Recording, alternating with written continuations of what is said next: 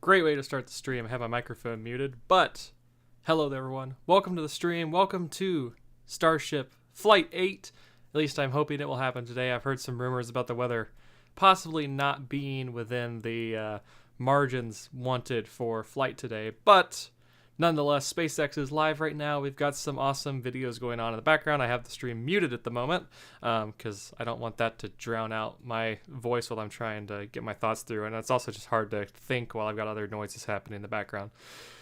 But anyways, Starship Flight 8 is expected to take off around 6:45 Eastern, which is in about the next 30 minutes, I think. If I've got my math right, it's 6:15 right now. I think that is the next 30 minutes from now. So we're just playing the waiting game at the moment. SpaceX does have the little countdown clock in the background there, but it's too small for me to see because I'm looking at my streaming software right now. I don't have the web page pulled up directly. But basically, what I wanted to do today was just chill out, watch the stream today. Let's see how far Starship can make it. On the last flight, Flight 7, SpaceX introduced the new Block 2 variant of the Starship Upper Stage, the second stage for Starship, and things didn't necessarily go to plan. The ship ended up breaking up not long after takeoff, and a lot of pieces fell down over top of the Turks and Caicos Islands, which are out in the Gulf of Mexico, which was not supposed to happen. But it looks like SpaceX was able to figure everything out pretty quickly. There was no damage to property or anything caused by Flight 7 with all the debris that rained down on the islands. So nonetheless, we are here with Flight 8, and we're hoping that the Starship Upper Stage will actually be able to make it into orbit this time and reach all of its objectives that it was supposed to make on Flight 7. So basically, on Flight 7, their objectives were to get Starship into orbit. They were going to demonstrate a Starlink deployment with the ship. They have something called the PEZ dispenser on board, which has the ability to basically eject Starlink satellites out of a thin slot in the body of the Starship. And it looks like if you've ever had the Pez candy before, it looks like the Pez candy being dispensed out of the candy dispenser, which is where it got its name from. And so we're hoping to see Pez dispenser test successfully deploy. I forget how many are on there, but there are there are Starlink simulators on board today. There's not the actual Starlink satellites because Starship is not reaching a full orbit. It is going to get fast enough for it to be considered orbital velocities, but it's going to be like just under the actual speed needed to stay in a proper orbit around the Earth. And so the Starlink satellites aren't going to stay in orbit, which is why they are Starlink simulators today, because they don't want to take actual Starlink satellites up there and them get completely toasted on the way back down.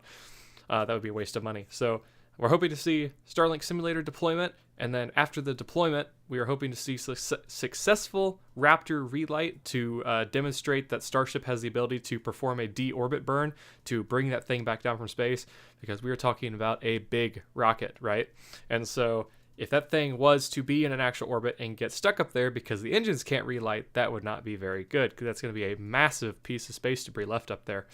So SpaceX is doing the Raptor relight, and then after we see the Raptor relight will be the reentry, and the reentry is going to be the big thing that I'm watching today, because the goal this year is to get Starship back to the launch site and catch it inside the chopstick arms on the launch tower that you can see in the shot that they're showing actually right now on the SpaceX stream. You have those big metal arms sticking out from the side of the launch tower. Those are called the chopsticks. Those will catch the booster on the bottom of the rocket as well as the upper stage of the rocket. Both of them, it will catch both of them and put them back on the launch pad to allow refueling and a quick turnaround for reflight. And so they have already demonstrated twice the booster being able to come back and get caught by those arms and be successfully dropped back down onto the launch pad. And so the next step is to get the upper stage Starship back down from orbit and catch it and put it back on the pad as well. And so this time around, they're not going back to the launch site. They're going to splash down in the Indian Ocean like they have in the past Starship flights. The big thing is to just verify that Starship can get through the reentry phase in good condition without seeing the flap burn throughs that we've seen on previous versions of the ship, multiple tiles getting ripped off. Like, I don't know if you remember Flight 6, but Flight 6 came in extremely toasty, which was intentional, but it was toasty. And so there's some worries that if it comes back to the launch site in that condition, it may not be safe enough to actually catch it with the arms on the tower. So the goal with Flight 8 is to get it through reentry in good condition. And Flight 9, given that this is successful on Flight 8, will be the first ever ship in history to come back from orbit, be caught by the launch tower, or I guess just return to the launch site in general. This will be the first rocket to ever come back from orbit, other than the space shuttle. I don't really count the space shuttle though, because it's more of like a space plane. This is the straight up just like rocket stage, coming back down from orbit, ballistic trajectory, being caught by the launch tower and put back on the pad for a quick turnaround to relaunch. And so if Flight 9 ends up being successful, or if Flight 8 ends up being successful, and Flight 9 is the target for the ship return to launch site, catch with the chopsticks, that will be my cue to actually go to Texas. I am planning a big live stream. I'm going to actually travel to Starbase, and I want to do a live stream from Starbase, Texas, of Flight 9 witnessing this ship return from orbit. It's going to take off to the east, and it will return from the west. It's going to be the most insane thing ever. So I'm very excited to see Flight 9, given that Flight 8 is successful. If Flight 8 is not successful and they need a bit more time to test with Flight 9, I will not go to Texas. I'm going to wait for that first flight where they actually try to bring the ship back from orbit. So from orbit back to the launch site. So those are the big things that I'm watching today. Re-entry is the most important thing, but obviously we have to get to orbit first. And so if we're going back and looking at our countdown timer, looks like we are at T-minus 22 minutes. Ship fueling is underway. As of right now, it sounds like everything is going to plan. There's no holds on the countdown clock or anything. So I'm just keeping an eye on everything and hoping they don't delay. I do want to actually pull up our YouTube chat because I'm kind of in a primitive setup right now. I've got a singular screen for streaming. I don't want to like bounce back and forth between my live stream page and the SpaceX page just to read comments and watch the live stream at the same time. So I will pull the live stream up actually on my phone, and I see that it looks like there's 3 people watching right now. But I don't expect that. I'm a small page. But those of you that are watching, share this video. Get it out there if there's anyone else that wants to watch Starship. If you have any questions, I am planning, once, assuming Flight 8 reaches orbit, we get the ship into orbit. During the coast phase, there's not much that is going to happen up until like the major events like the Starlink deployment and then the Raptor relight. But there's going to be some dead air in between there that's really just going to be the ship floating through space. And so during that coast phase, I'm planning on doing a kind of a flat Earth discussion. So if you have any questions about flat Earth that you want answered, or if there's just a topic you want to hear me talk about, let me know in the live chat, and we can definitely talk about it. If you have any questions about Starship too, leave them in the comments. I'll try my best to answer them.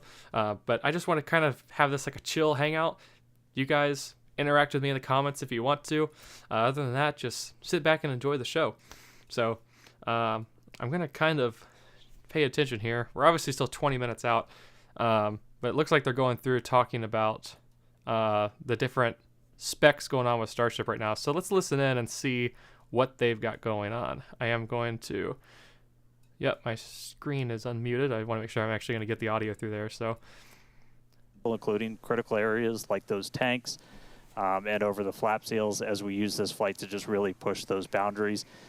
In addition to that, we have some metallic tiles again that are being tested, including one on the right of this animation that has some active cooling built in.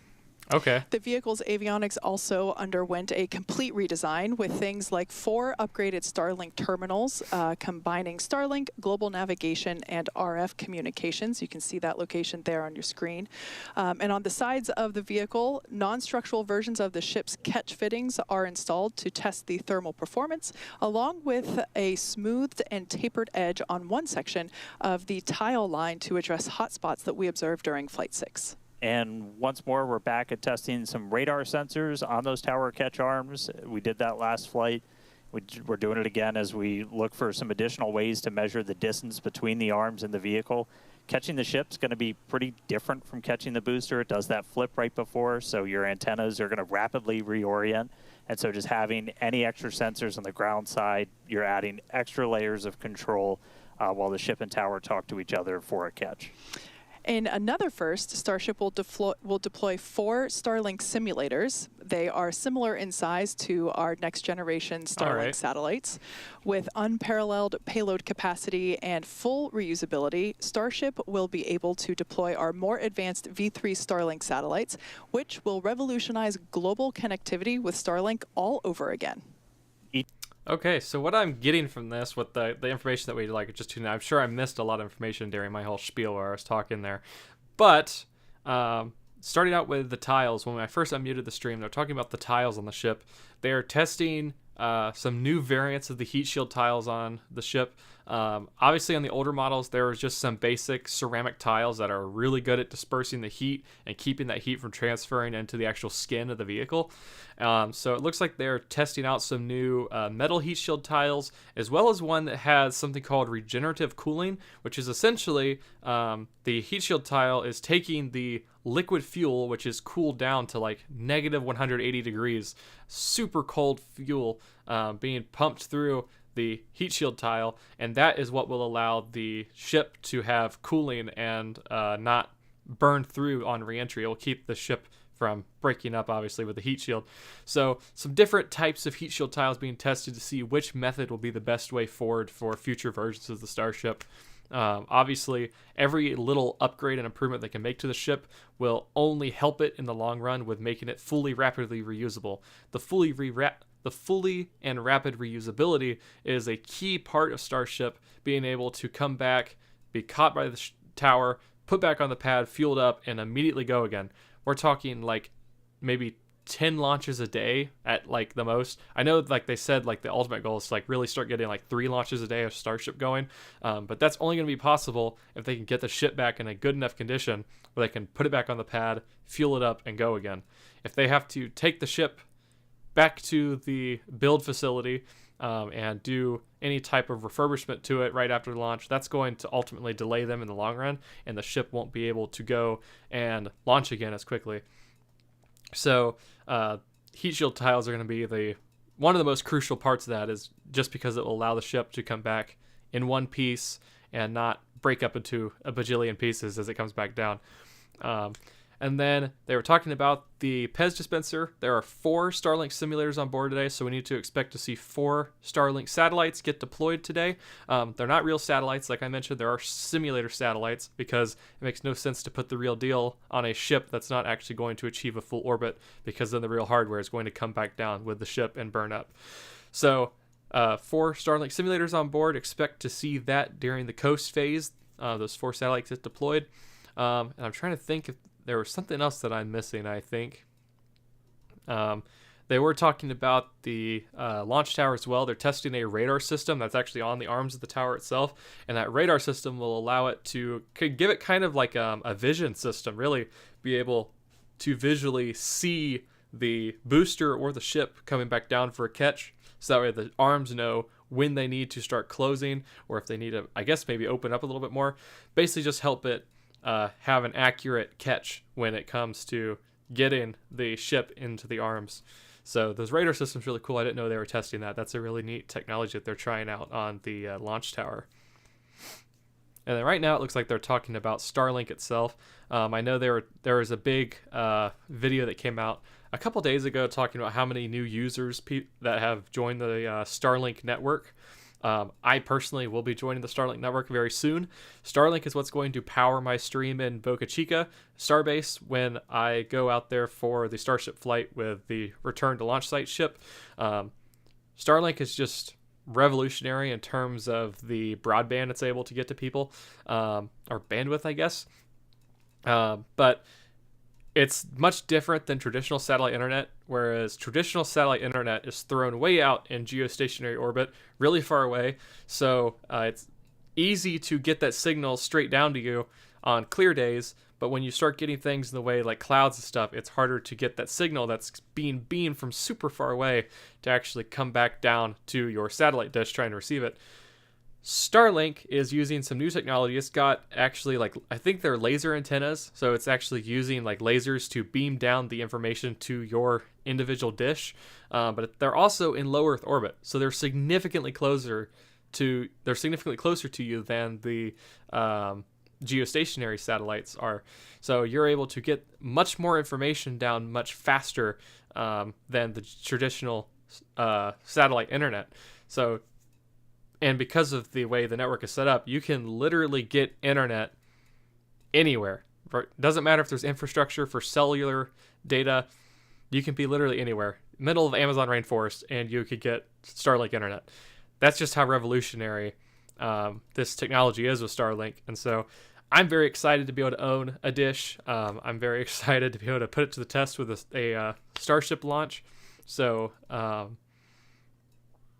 this whole video here, it looks like they're actually showing the distribution process, like they're assembling the antennas to receive the or they're building the satellite dishes themselves to receive the Starlink information. But Starlink is able to just connect everybody. You have these countries that have never had the infrastructure to bring in like fiber optic internet and stuff into their area. And so you now have this little tiny dish that's able to fit into a backpack, and it can be shipped anywhere in the world, and people in very, very remote areas that have never had the infrastructure for internet before now have access to the internet for the first time and are able to connect with the world. So it's revolutionary technology. I'm excited to be a part of it. It is kind of expensive right now, which is going to be the most painful part for me, but nonetheless, it's going to be very cool to be a part of all of it, which I've repeated myself several times now. But yeah, so we're going to continue watching here. We're around T-minus 12 minutes. Looks like everything's moving forward still. They're still talking about Starlink. Well, they might have actually changed subjects now. I'm not sure what they're talking about now. I'll unmute here in a second. Once again, those of you tuning in, share this video. If you have friends that want to kind of just chill out and watch Starship Flight 8, there are much better streams other than mine out there. I'm hoping my future streams will be able, when I'm actually physically in Starbase, I'm hoping that the quality will be able to kind of match the people that have remote cameras set up out there, like Everyday Astronaut and NASA Spaceflight. Because they've got some pretty cool views because they've actually put in the money to build the infrastructure, and they have cameras set up around the launch sites and stuff to capture the launches. I'm hoping to be able to bring views like that too in a couple months when I'm in Starbase myself, but as of right now, I'm stuck with the Twitter stream here. And I would go full screen, but I kind of bounce back and forth between my streaming software just to make sure everything's working out. So I'm not probably going to go full screen until the actual launch itself, just because I'm checking everything. I am going to double check some stuff here real quick, because I might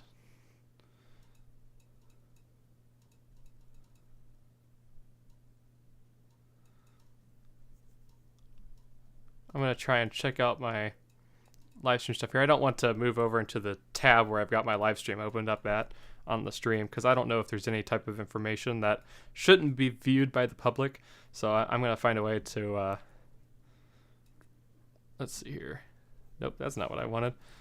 I'm going to see if I can turn off my browser screen for just a minute so I can go back and check my YouTube stream.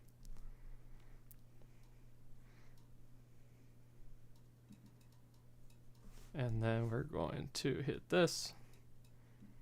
There we go. All right.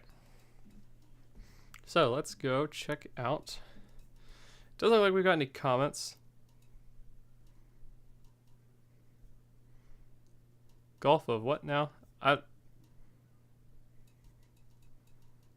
I get what you're saying. I say Gulf of Mexico, but there's been some things that... So I'm not really sure what to call it right now, because I feel like if I call it a certain name, I'm going to make one group of people upset, and if I call it another name, another group of people are going to get upset. So we're just going to call it the one Gulf south of the United States, because I don't know who I'm going to make angry today. So, but yeah, so Jeff, welcome to the stream. I don't know if you're still watching or not, but once again, if you're watching right now, leave your comments in the stream if you have any comments about Starship or any comments about Flat Earth or anything. Flat Earth is like what I specialize in here on the channel. I like to debunk the Flat Earthers. So if you have any questions about Flat Earth, once we hit the Starship Coast phase, I'm going to start talking about a little bit Flat Earth. I do have some stuff that I could talk about because I've seen some reels today. And I've also had some interactions with people in my actual DMs on Instagram, Flat Earthers coming in and talking to me. So I can talk about a couple things if I don't end up having any questions. But if you have any questions about Flat Earth or topics about Flat Earth that you want to talk about, let me know here in the live chat. If you have any questions about Starship, let me know in the live chat as well, and I'll try my best to answer them. I want to try and be as interactive with you guys as possible, even though I don't have a lot of viewers right now. But if you haven't made someone mad, you aren't doing your job, or something like that. Yeah, that is kind of true. It's very hard to make everyone happy. We'll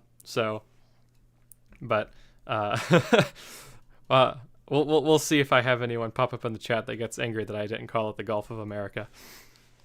Because I've been going for 21 years now calling it the Gulf of Mexico. So that's kind of a hard habit to break there. So, but yeah, once again, leave your comments in the live chat. I would love to hear from you guys. There might actually be some comments I'm missing. Nope, never mind.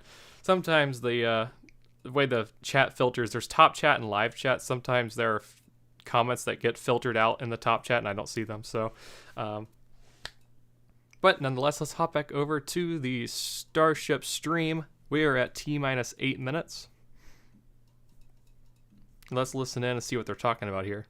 But they will soon be moving here with us to Star Factory. So a lot of excitement around that, certainly growing. Yeah, and again, general status check, we're continuing to progress. We're under 8 minutes away. We're tracking an issue with Booster. We're expecting that to clear. Still looking good for launch.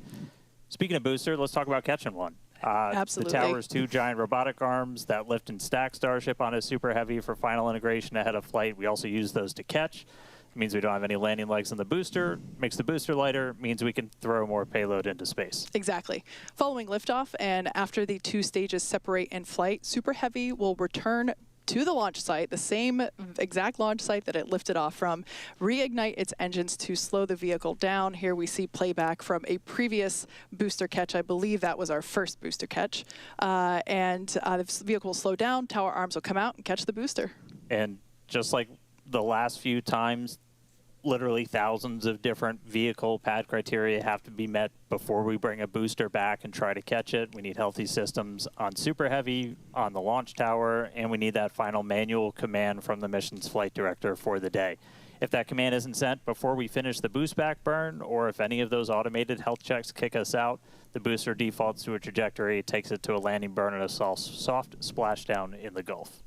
Yeah, we have said it multiple times before, but it still holds true today. We accept no compromises when it comes to ensuring the safety of the public and our team, and the return will only take place if the conditions are right, and there are many of them. So there's a chance that we may not get to catch the booster today. Yeah, and one aspect to the return and the catch of that booster is the audible sonic boom in the area around the return location. That happens as the booster's slowing down from supersonic speeds.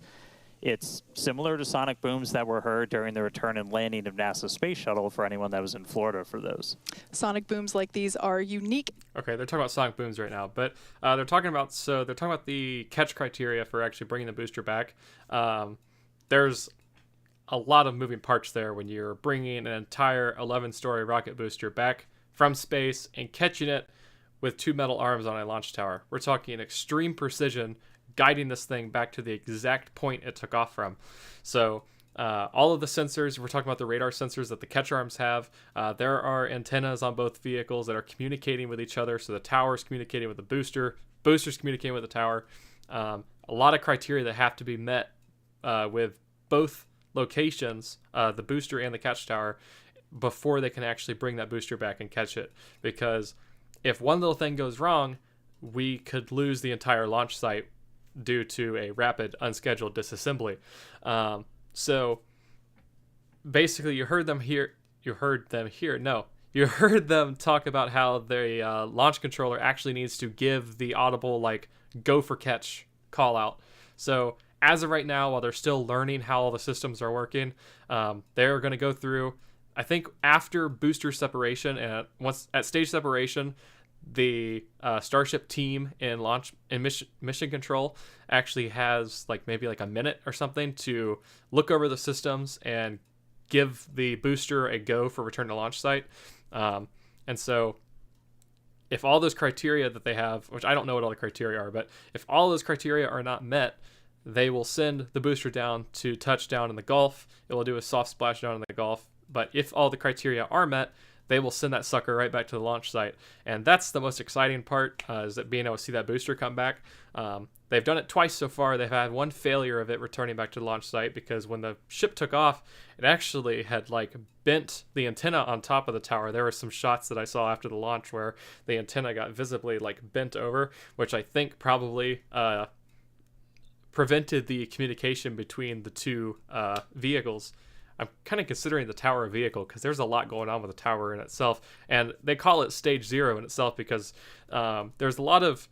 So I know Elon has been very controversial lately, but I'm going to talk about kind of Elon's philosophy with SpaceX. So his big philosophy with all of his rockets has been the best part is no part. So basically, a lot of rockets are built like with these super robust systems and just to like improve reliability for the vehicle, which is a good thing. A lot of launch providers take that approach. It's good to have redundancy and stuff to make sure your vehicle is going to be successful. But all of those extra parts add a lot of weight, and every little bit of weight you add to that rocket is less weight you can actually push into orbit. And so Elon's philosophy with Starship is to take everything that's not necessary on the rocket out of it so they can maximize how much payload they were pushing into orbit. And so stage 0, the launch tower, the launch pad, the whole system there on the ground has taken a lot of pieces from the rocket itself and put it into the pad to allow ground support. Like there's a lot of systems inside the launch mount itself that actually feed in to start the engines themselves rather than putting the gases needed to start the engines on the rocket. They've taken that off the rocket and put it into the pad to allow the engines to start up. So that takes a lot of weight out of the vehicle itself. And so that's what they're kind of talking about earlier with, or I don't think they talked to, I can't remember what they're talking about. I'm forgetting already. Our team has 2 minutes. I'm going to try to wrap this up quick. But where was I? Yeah, the booster, a lot of criteria that need to be met. I hope they can get that go for catch today, and we'll get to see the third catch today, the third successful catch of the SuperHeavy Booster, and then hopefully we can get to see Starship get put into orbit during this flight so that we can see it come back to the launch site on the next flight. So let's listen in here. We are at T-minus 1 minute. I know I'm kind of going into like an uncontrolled ramble here. Appalachia 12 says the Gulf of Florida. I think that's what we're going to call it for the rest of the stream. So thank you for that new name, Appalachia.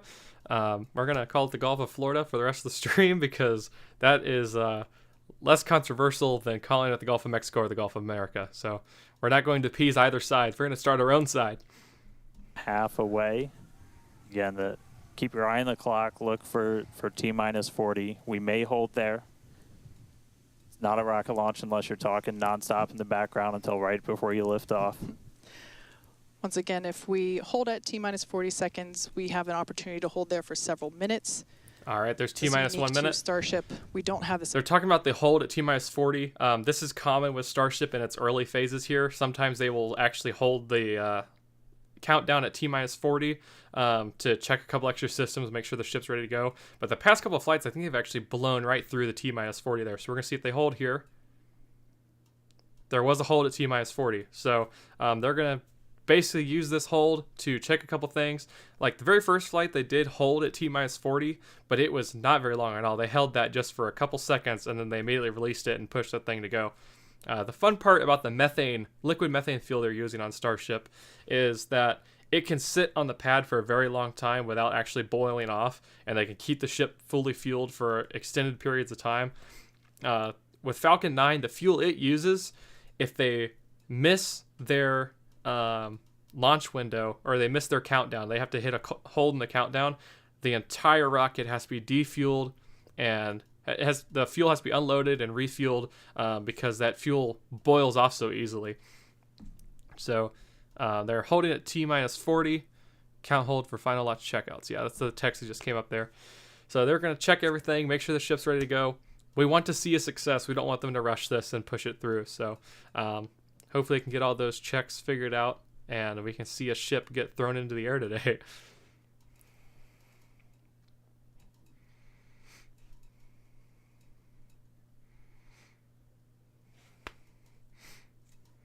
Let's listen in and see what they're talking about. Should this booster come back for a successful landing? You were talking about the rapid part of rapid reusability. This booster may fly on a future Starship flight if we're able to catch it and bring it back online. So for those of you that have just recently joined us, we have paused at T-40 seconds just to assess and work through a problem that popped up in the countdown, and we are holding here as the teams troubleshoot it. We believe that we have put in a solution and we will be able to proceed, but we have some chatter on some nets indicating that we're just holding here for a few more seconds. Yep, so problem popped up. It sounds like they've already got a solution. They're going to try and push it forwards here in a minute. But this is the first time I'm hearing about this. This booster that's flying today, if they can get it back successfully, they are going to attempt to reuse a Starship SuperHeavy Booster for the first time in a future flight. I'm not sure what flight that will be. I think it would make the most sense to use it on the immediate next flight after, because that's going to start to kind of show like that rapid reusability. They can get Flight 9 in the air very quickly if they don't have to do the booster part. If they don't have to build, because there are boosters that are being built actively right now, and they're actively building new ships and stuff.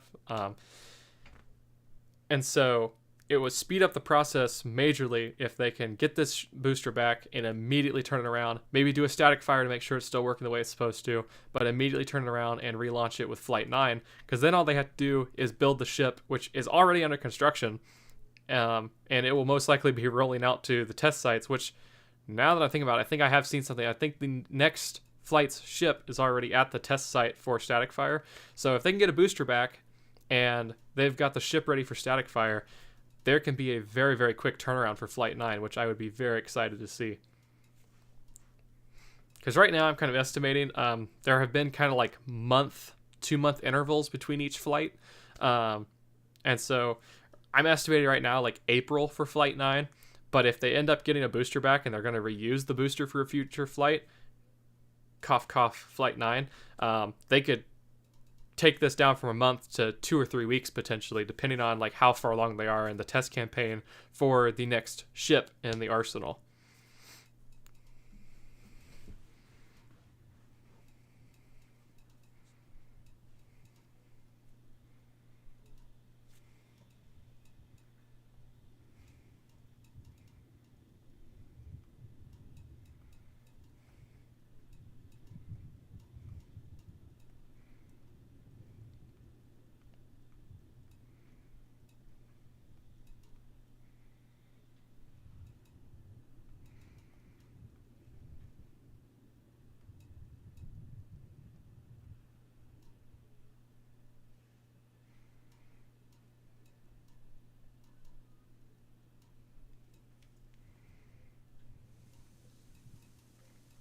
A little bit of awkward silence here. I'm not sure where. All right, if you're just tuning in, we are still holding at this T-40 second gate. We cleared an issue on the booster that we were working up until the hold, still working one on ship, and team still continuing to discuss in the background.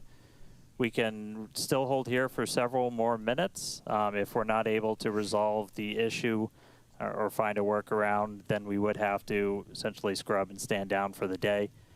If that does happen, we can go as early as tomorrow, but that clearly depends on what work we might need to do to fix any issues. So just obviously stay tuned. But right now, we're a little over 5 minutes into this hold today. We've got a couple more minutes that we can hold at T-minus 40 before we have to kick out. Essentially, looking at a lot of those propellant temperatures on both vehicles, you want those to stay in pretty specific ranges for engine startup and things like that. That's what generally drives how long we can hold at T-minus 40. So still hanging out. As soon as we hear an update on the ship, we will let you know. All right, so it sounds like there might be a little bit of a bigger issue with the booster today. They're not breezing through that hold as quickly as they have in the past flights, which we've kind of been spoiled in the past flights because the past 7 flights have just went so smoothly with getting the ship off the pad. These countdowns have went seamless, and every single ship has went like on their first try. There may have been some like delays because of weather, but on the actual launch days where they put fuel in the vehicle and they send it, I don't think we've had a single time where the ship has aborted or anything. It's went on the first try. Oh, our hold just released actually, so I think we're getting ready to go here. We're at T-minus 30. I do see Ninja Guy Dan is in the chat. Dan, he's a newfound friend of mine that I've met a couple months ago. I also see Michael in the chat. Both of you guys are G's, top G's, something like that. Actually, I don't have to say top G's. I'll get canceled for that. Oh, we just reset the countdown clock to T-minus 41. So I'm bouncing all over the place. I'm trying to watch the countdown clock, see if we're going to go. But Dan and Mike, welcome to the stream. Good to see you guys here. I did see, Mike, you messaged me something about the Starlink. I said something about how they have laser communication. The current versions might not actually have that. That's a correction. Thank you for that, Mike. I think that's a future plan for Starlink with future versions. I may have misspoke saying that they have them right now, but Starlink does not use the laser systems right now for communication.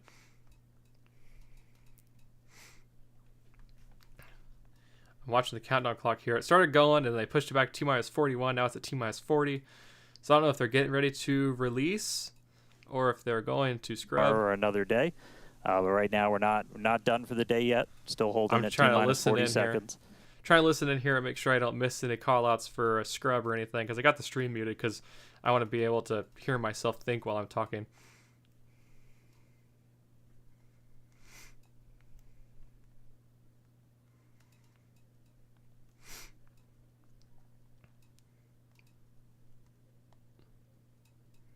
But we're going to watch here. It's crazy how different some of these camera angles are. This shot's really bright, and then the next shot is kind of like that darkness there. It's like a haze with the sunset behind it, which looks really cool. Cameras are neat. I love the different shots they've got for these. So I think SpaceX has like... Oh, I heard it go. Did I hear it go over the comms?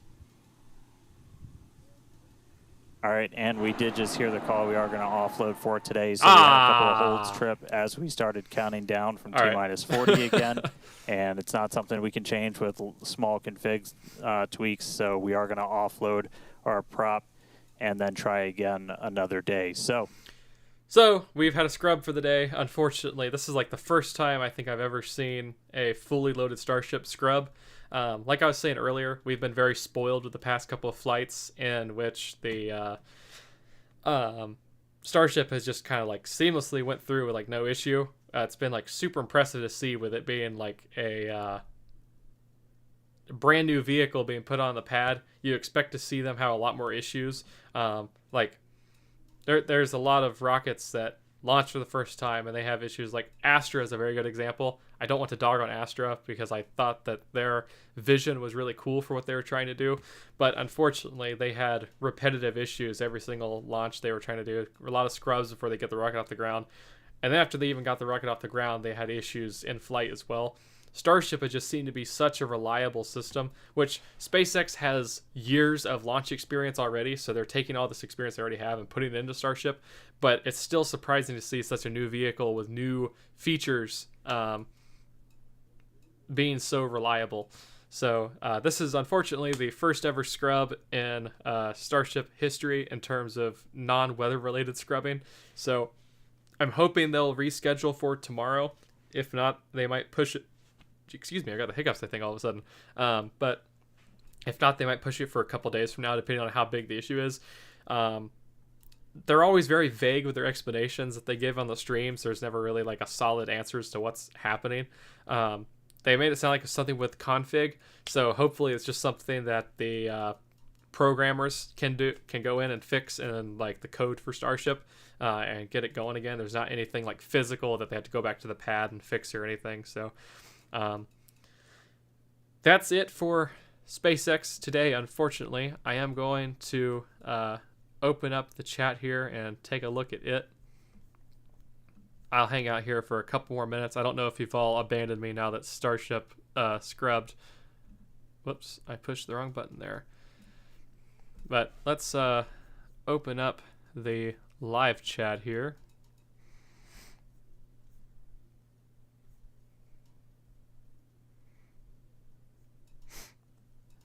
If I can figure out how to open up the chat, I need to... There was a button that I could push before. Is that? Oh, that's not it. Stand by. I want to be able to pull the chat up as well and be able to look at it. Not just have my face on the screen.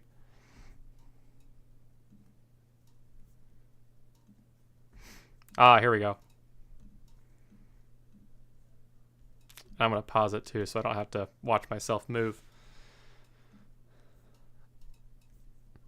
Alright, pop the chat back into view here. Alright, so obviously don't have a lot of people. We're down to 2 people watching. It looks like a lot of you guys dipped right after Starship scrubbed. But anyways, I got some comments here. Jeff saying Ninja Guy Dan's name is great. I agree. That's a very cool username. Thinking is overrated. Just ask the Flurfers. I'm not sure what I said for you to say that, Jeff, but I agree. Thinking is very overrated. I'm just not going to... Next time they launch, I'm not going to think at all. I'm just going to kind of like start spewing things out. Mike did say he has got to go, so Mike, thanks for tuning in. I'll see you next time on the next stream, hopefully. Jeff, I don't know if you're still here or not. I saw you said bummer. Yeah, it's a huge bummer that Starship had to scrub today. Hopefully they can get the issues sorted out and we can see it fly again tomorrow. I'll be live again tomorrow to watch this because I'm just very excited for Flight 8 because Flight 8 is the big determining factor on what I personally do in terms of my travel and stuff because I want to see that Starship return to launch site from orbit. So Flight 8 is a big thing I want to watch. Hopefully they'll be back tomorrow for another launch attempt. If not, hopefully Wednesday or Thursday. But nonetheless, I think I'm going to wrap it up here. I don't have too many questions in the comments. I'm going to reschedule the stream whenever I find out the next launch date for Starship. Once again, tune in next time to see Flight 8 with me. We're going to do the same thing once we hit coast phase. We're going to try and talk about some flat earth stuff if you guys have any topics you want to talk about. So I think I'm going to call it here just because there's no point really hanging out here if I don't have any questions or Starship's not doing anything. So once again, thank you all for joining me. Be sure to subscribe to the channel if you want to see more live streams in the future. If you want to see me talk about Flat Earthers live, or if you want to see me watch more rocket launches live, just let me know in the comments. Subscribe to the channel. Share the video with people so that way we can kind of get that message out there. Let other people see how silly the Flat Earthers are and let them see how awesome rocket launches can be. And rocket launches are not, in fact, holograms or CGI or whatever the Flat Earthers want to claim rocket launches are. And Starship, actually, before I go, I do want to say a big reason, too, that I think Flight 9 is going to be so exciting if they bring the ship back from orbit to the launch site is because the ship's literally going to disappear in one direction and come back from the complete opposite direction. And I'm not really sure how that can be explained on a flat Earth, so I will be excited once that happens to see the Flat Earthers try to explain how the ship can disappear to the east and come back from the west, essentially traveling in a straight line. So, yeah, nonetheless, we'll be back next time when they get Flight 8 in the air, and I'll see you all next time in another Starship livestream.